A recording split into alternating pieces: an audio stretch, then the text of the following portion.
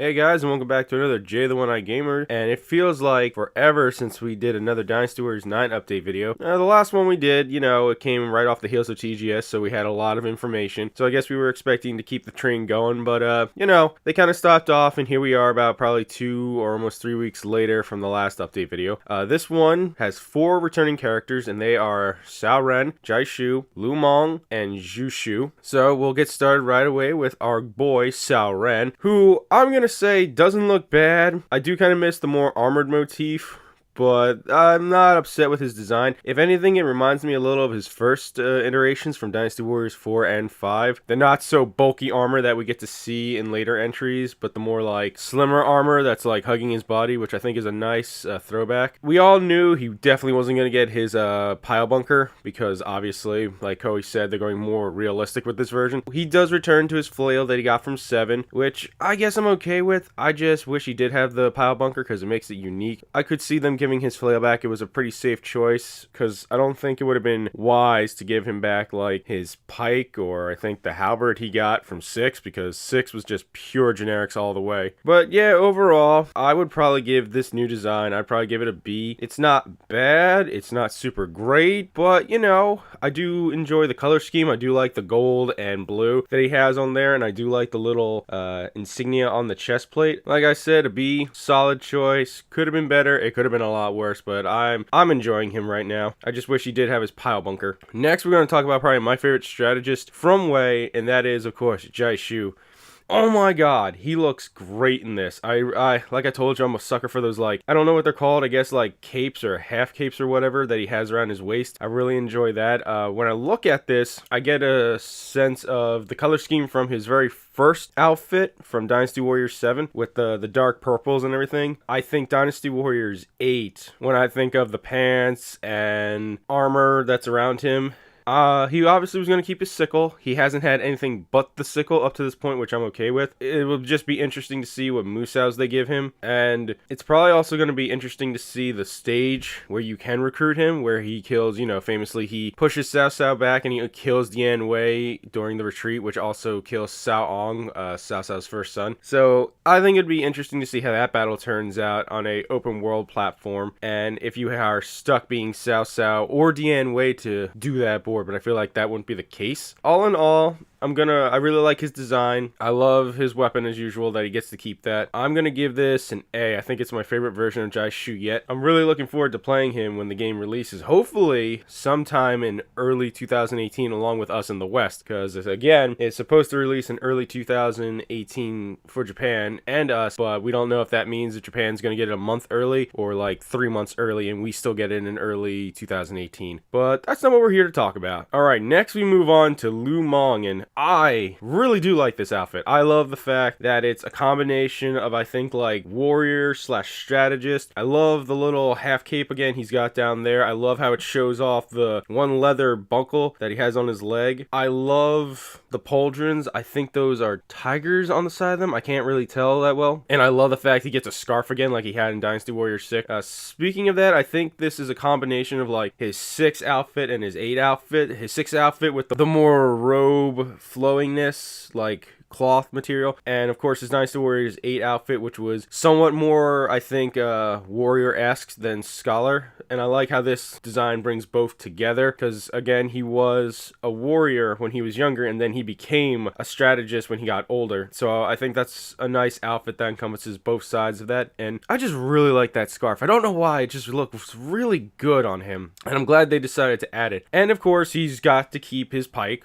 which we all knew was going to happen. It's the most iconic weapon he's ever had, and I don't think it's ever changed, even in 6, because I think 6 it was still a pike. I'm going to probably say this is my favorite design of Meng, and I'm going to give it an A. I just really like the design. It just screams to me. I don't know. It's hard to describe, guys, but I like it, and I can't wait to see more of him in action. And then finally, the last character revealed is Xu Shu. I'm not a big fan of the design. I mean, I like everything everything below that freakishly large collar that he has. Everything below that looks amazing, but it's that giant collar he has. I'm just like, why? You don't need the giant collar. It would have been fine if you had like just a regular collar around the neck and it made the outfit look, you know, it would bring the whole outfit together. Because it doesn't look like a hood, I think, or at least I can't see the other side, but I don't think it's a hood. I could be wrong, but like I said, the big collar just throws me off. He doesn't get to keep his signature sword and hook combo, which again, we all knew was going to happen. There was no way he was going to get to keep that because it's not historically accurate. But they do give him, it's the general sword for lack of a better word, because I can't say the actual official Chinese name of it because I don't want to try and butcher it. At least he still gets to be a swordsman. I'm glad they didn't take that away from him because that's what he was known for, besides being a strategist, was being a well-known swordsman. All in all, not my favorite design of him. I think it's a great evolution of his previous entries. I think 8 is still my personal favorite, but this seems like where it would go in 9. I wonder if that makes sense. This is like a 9 outfit. It makes sense that he looks like this in 9. I'm sorry if that doesn't make sense. In my head, it kind of made sense. But all in all, I'm going to give Xu Shu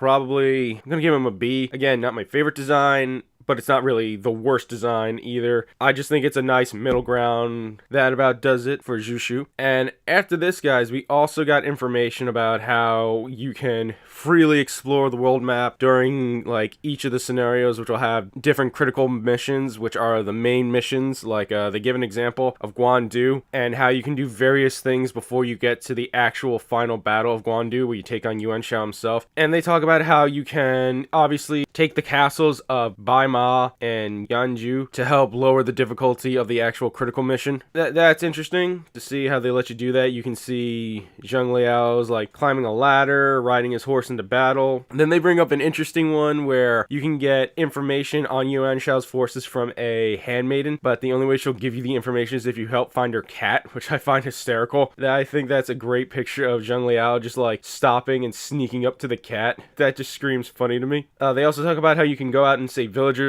They can also leave you requests to help them like take care of vicious animals in the area, like Zheng Liao taking care of wolves to help the villager. And then by doing all these little events, it helps lower the critical mission when you finally do run to Yuan Shao. So instead of it being like probably chaos level difficulty, you can bring it down to a more manageable, like maybe normal hard difficulty depending on your character's level. And of course you can always do the part where you find Yuan Shao's supply lines and just destroy the base. So you can also get Zheng He, which will also vastly cripple Yuan Shao's forces like it did in real life. And then they talk about how there's various battles going on at the same time that aren't like major battles, and how if you decide to participate in them, it'll help push the front line of your army, raise the morale throughout the entire battle. It also talks about how you can support your allies. It shows off Zheng Liao in the archer mode, which it looks interesting. We haven't seen a lot of that in action or as useful in action, because the TGS, they like use it to, they shot fire arrows if I remember, but they didn't do anything, and I don't think any of them ever shot the exploding barrels, which they tried to set up. And then they tell you about how, like, in Empire-esque, you can take over bases to help build up your territory and, I guess, increase morale even more. So it's very interesting how they're fitting an open world aspect into Dynasty Warriors. I personally wished it was more like a open battlefield. So, like, if you did the Battle of Fawn Castle, you would have access from Fawn Castle to my castle, where Guan Yu retreated and was eventually executed. That's just me. I think the game's starting to look good. We're gonna probably hear a release date soonish. They said as of this recording, October 26th, Koei's gonna hold a stream to release the release date of Dynasty Warriors 9 for Japan. But I'm assuming probably a couple days later, we'll probably get an announcement of Dynasty Warriors 9 coming to the West, like its release date, hopefully. And hopefully it's not gonna be such a long wait that there's gonna be a vast amount of difference. So yeah, guys, I want to thank you again for watching. Sorry this video took a while to get up, you know, work and all that. Also, I've been playing Fire Emblem Warriors and loving that, actually. Probably my favorite Warriors game this year. Up on the screen, you've probably seen more pictures from the recent updates. We have Zhuge Liang talking to Liu Bei, Xun Yu talking to Cao Cao. We have some footage of Man Cheng in battle. He's also talking to Cao Ren. That might be before Guandu. Liu Bei talking to Sun Shangjiang and all these other lovely ones that will be up here before the video ends. So yeah, you can check that out. As always, guys, I want to thank you for watching. You can also leave a like, a comment, or you can subscribe if you're new to the channel if you want to. If you don't want to leave a subscription, that's fine, but if you still want to watch my my content, know when it goes up, just click that little bell button. It lets you know when the videos go up, so you don't have to guess when I put them up. Comments, you know how we always do. Leave me a comment. I try to get back to you guys as fast as I can. If you don't want to leave me a comment on YouTube, you can always hit me up on my Twitter. That's going to be in the description as always. And yeah, guys, it's been a while since I've done one of these videos, so I apologize if it feels like really rusty and not as concise as usual. I'm also getting a little sick, so hopefully that didn't show up through the video. That's enough, you know, excuses and rambling. I want you guys all to have a great day, and remember, let's rock.